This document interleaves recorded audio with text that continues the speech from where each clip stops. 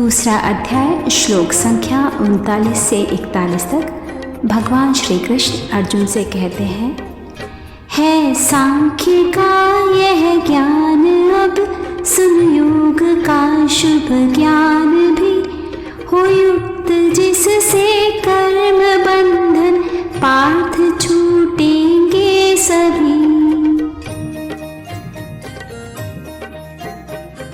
हे पार्थ, यह बुद्धि तेरे लिए ज्ञान योग के विषय में कही गई और इसी को अब निष्काम कर्मयोग के विषय में सुन कि जिस बुद्धि से युक्त हुआ तो कर्मों के बंधन को अच्छी तरह से नाश करेगा। आरंभ इसमें है अमृत, यह विघ्न बाधा से परे, इस धर्म का पालन तनिक भी सर्व संकट को हरे।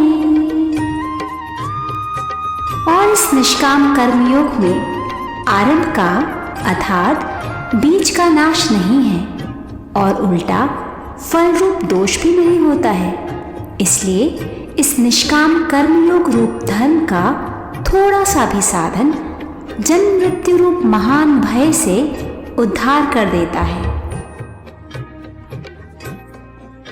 इस मार्ग में नित निश्चयात्मक बुद्धि अर्जुन एक है, बहुबुद्धिया बहुभेद युक्त उनकी जिन्हें अविवेक है।